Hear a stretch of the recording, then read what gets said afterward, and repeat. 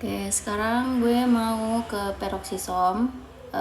Tapi sebelum ke peroksisom, gue cuma pengen review lagi mengenai mitokondria dan kloroplas. Kita udah tahu kalau mitokondria dan kloroplas ini tuh merupakan organel metabolisme atau unit metabolisme atau unit konversi energi ya.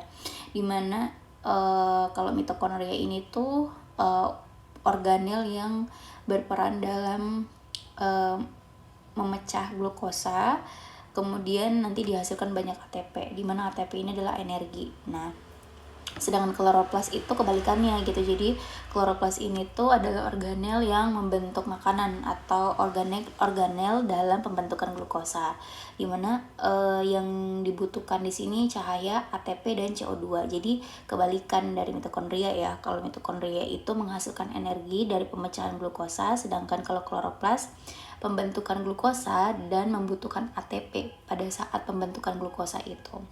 Nah, sehingga ada kayak istilah untuk mitokondria dan kloroplas ini gitu.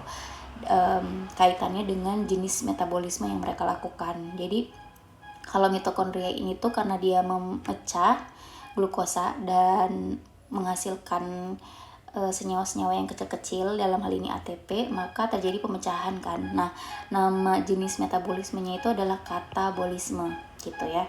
Sedangkan kalau kloroplas karena dia membentuk dari molekul-molekul kecil gitu ya, dari CO2, terus nanti ada ATP, ada cahaya, sehingga nanti dibentuklah kayak molekul lebih besar gitu kan, penyusunan gitu ya, molekul sederhana jadi molekul kompleks. Makanya jenis metabolismenya itu disebutnya sebagai anabolisme gitu ya. Jadi kalau katabolisme itu lebih ke pemecahan, kalau pemecahan dari kompleks ke sederhana, kalau anabolisme dari pembentukan molekul sederhana ke molekul kompleks gitu. Nah, sekarang kita ke peroksisom.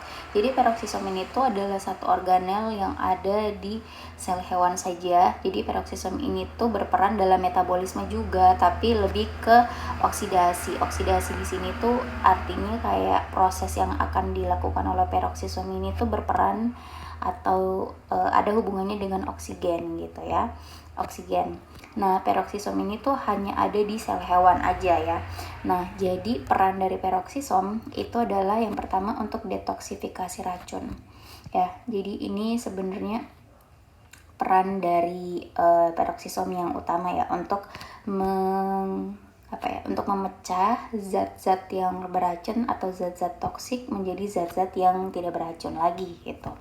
Nah, mitokondria dan kloroplas itu kan dia punya dua membran ya, sedangkan kalau peroksisom itu punya satu membran aja. Jadi dia itu kayak organel yang sederhana, hanya satu membran, terus di dalam membran ini tuh ada kayak kotak besar hitam gini gitu ya. Nggak tahu deh, pokoknya sederhana banget gitu ya strukturnya.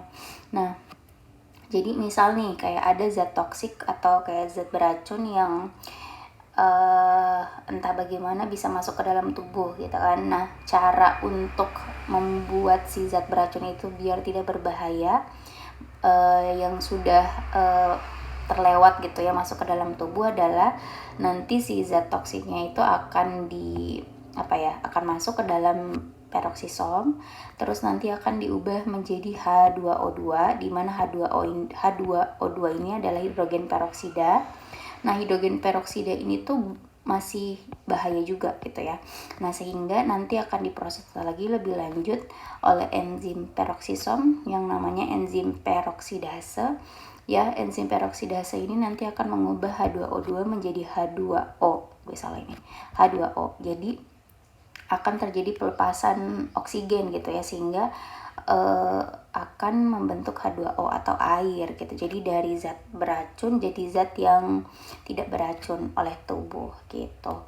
Nah, selain itu peroksisom ini tuh ada jenisnya yang lain, yaitu glioksisom. Nah, kalau glioksisom ini itu ada di sel tumbuhan gitu ya, ada di biji tanaman, yang mana perannya adalah untuk memecah juga, tetapi pemecahannya bukan pemecahan racun, tetapi pemecahan asam lemak. Jadi biji tanaman itu ketika misalnya tumbuh gitu kan, mau tumbuh maka asam lemak yang disimpan di biji itu akan dipecah oleh glioksisom dan akan mengubah asam lemak itu menjadi glukosa gitu, dan nanti glukosanya nanti akan dipecah lagi mungkin lebih lanjut jadi ATP untuk membuat si biji itu bisa tumbuh gitu ya.